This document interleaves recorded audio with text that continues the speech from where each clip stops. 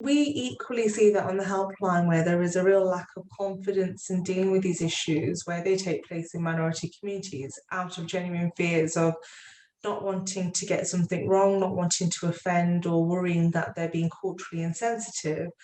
Our bottom line on this issue is that this is child abuse, it's a public protection issue, and these are crimes. So we need to be putting that at the you know the front of our minds when we're responding to these issues, because we could fundamentally be putting a person's life at risk if we deal with it in any other way.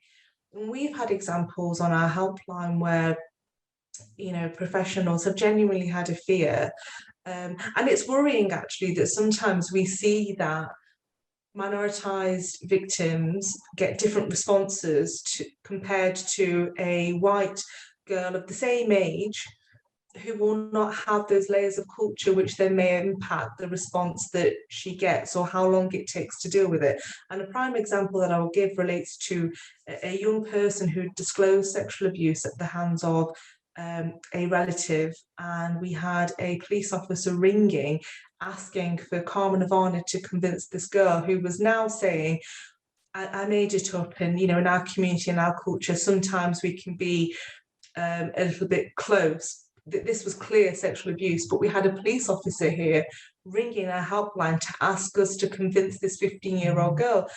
We question whether, had she not been from a minority community and had culture not been an issue, would that have been the same response to a white 15-year-old girl making the same disclosures? Absolutely not.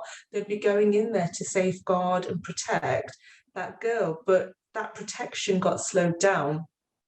And the context to this being a 15-year-old girl being sexually abused got lost. So it's really important that we see this is abuse, this isn't cultural, there is no explanation within culture to justify or legitimize abuse. Abuse is abuse, and that would be the message that we would want to send out.